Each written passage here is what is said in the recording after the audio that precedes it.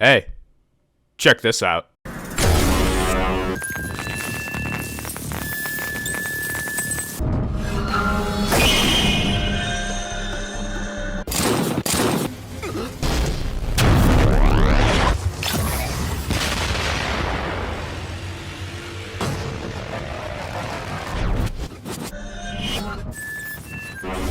Yeah.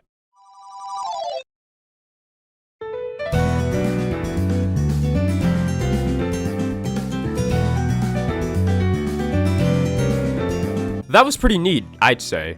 JoJo's Bizarre Adventures anime adaptation certainly is one to be remembered, from one of the factors being the sound design is insane and perfect. Well, as you can guess, I want to talk more about it, so stick around.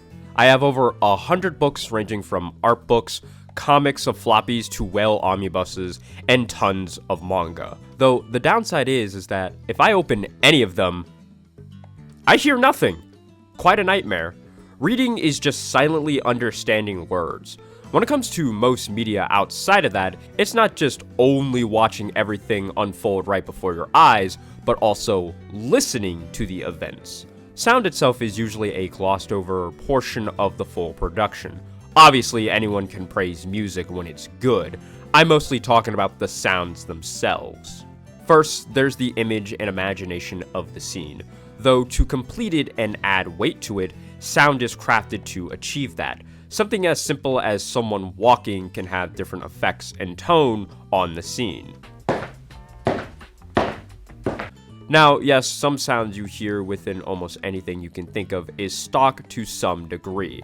Biggest example being a laugh track, an audience of old or dead people chuckling and having a presence in nearly every sitcom. And the reason why they were used a lot is because those who were at the top of production and leading the industry believed that without it, the so-called American mind and audience wouldn't be able to tell if it was supposed to be taken seriously or to be laughed at. It's rather painful to listen to nowadays, but you get what I mean. Without them, sitcoms wouldn't be, I wouldn't say iconic, but a part of life and TV entertainment. When it comes to the plethora of cartoons and animated series, a laugh track doesn't really fit the tone of most series that air, unless you got the Hanna-Barbera sticker on you. And the same can be said for movies. A laugh track would just ruin it entirely. And especially within movies, a shit ton of things is happening all at once. And on the other end of the spectrum, it doesn't really matter how high-tech those cameras are. They can't capture the sound perfectly. However, that's when a special someone comes in. I think the concept and career of a Foley artist is really cool and doesn't get talked about enough. They have to make the sound effect as perfectly or as close as possible that captures the action. Almost everything you see around you in your home, they use to make sound. Props and items of any kind are used to create walking in snow, a saber made of light in space, animals of big and small running by, and the hundreds of goofy and wacky noises being thrown into an old-timey cartoon.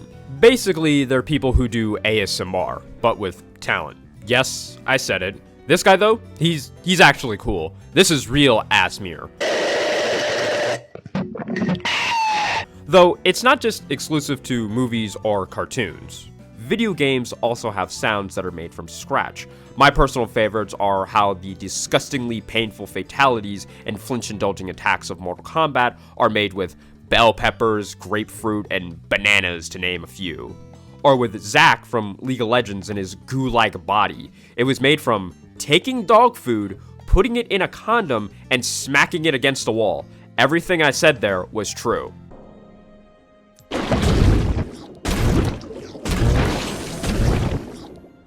Hell, not even in terms of Foley, but something as classic and nostalgic from turning on a console like the PlayStation 2 can't be beat, or for something particular in booting up a certain game. The best one being Super Smash Bros. Brawl. Every time you wanted to play it, you had to sacrifice an eardrum. It's great.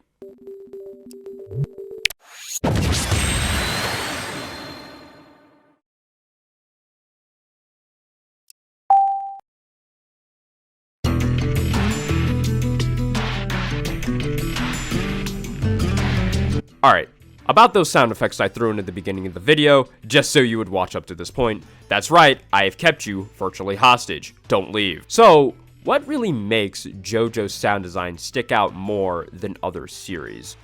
Well, it's already from the fact that the powers that are already established in the story will lead to some fun time in the studio. One of everyone's favorite being Zahando, a stand where its main ability is to rip and delete a fragment of space. That shit's gonna sound cool just from the way I describe it.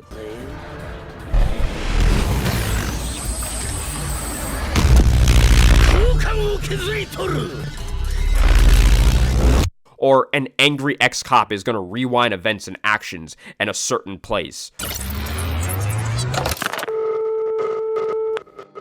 Bruno's zippers. Hierophant Green's emerald splash that can't be deflected. The distortion of the world.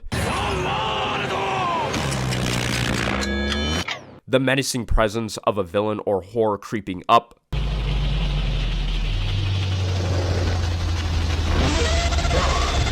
And the Joestar stand punches being gunshots.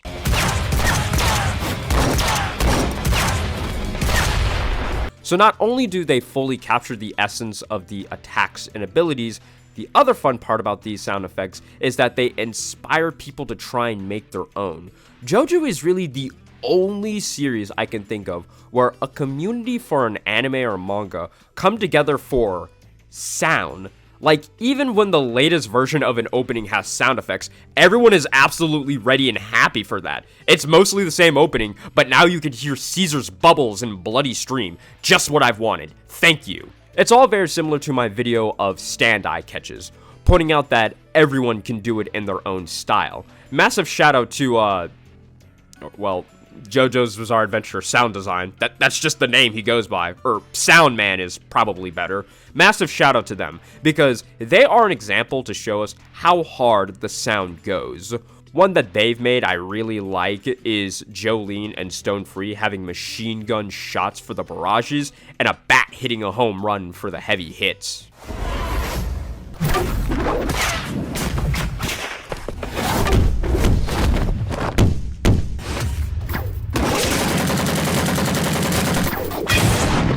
This goes so far that people who officially work on Jojo make their own sound effects as well. Mick Lauer is the voice of Abakio in the English dub. He tried experimenting with some sounds as well with the Emperor.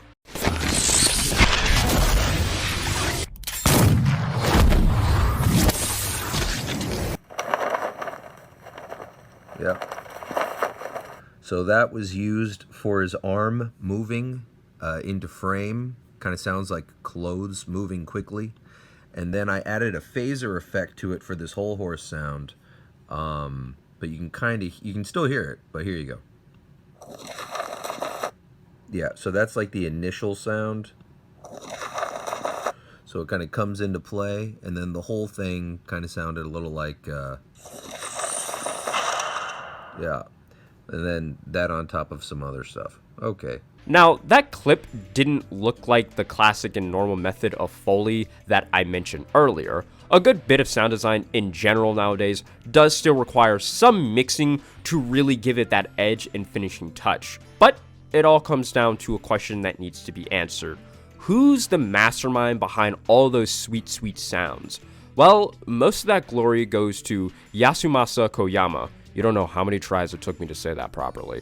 He's the sound editor and designer for the whole anime, starting with Jonathan's Overdrive to Jolene's Mobius Strip. And whatever hell this sound was from King Crimson, it's wicked.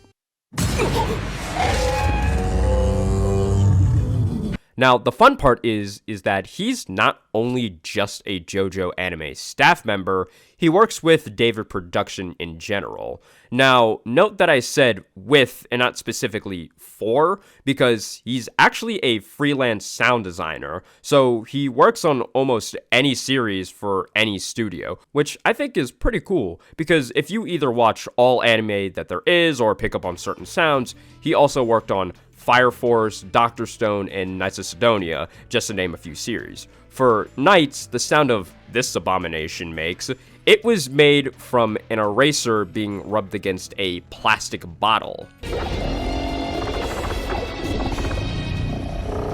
For Dr. Stone, at first I didn't think it was him, but then when I heard this, yeah, that's him.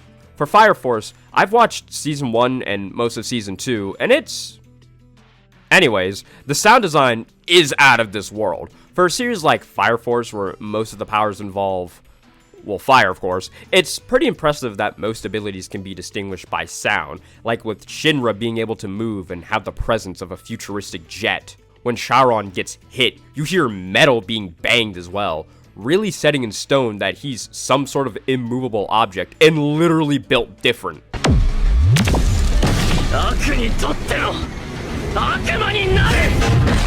And then everyone's favorite, Benimaru's Crimson Moon.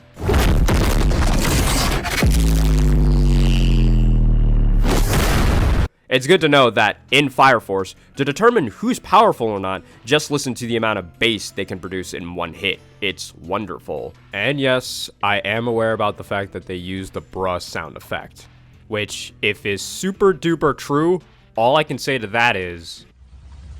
bruh. Sound effects is one of the more underappreciated elements for most full budget projects, and the overall process is pretty cool, I think, and we need to have more behind the scenes on it in the future in some shape or form. It would be cool. Across movies, video games, animation from west to east, it's all great. Jojo being my favorite, of course, for how much it sticks out compared to a lot of other series. Once again, it's one of the few series I can think of where people universally agree and say, yeah, it looks neat, but did you listen to what happened? It was euphoric. And that is the video on, well, why Jojo's sound design is perfect, or just sound design in general. You know, once again, the Jojo sound is the one that sticks out the most, because it's like, oh yeah, it's really cool that this guy can just wave his hand down and you just hear a bunch of bass, and that apparently is supposed to simulate space itself being ripped apart. That's really neat. But yeah, I think you guys get the idea by this point. Sound design is cool, and that's all you really need to know. But yeah, let me know what you guys think in the comments below. You know what to do with all the links that I provide and everything sort. Thank you for watching. That's greatly appreciated, of course. Have a great day, have a great night, and everything else, you know what to do. Bye.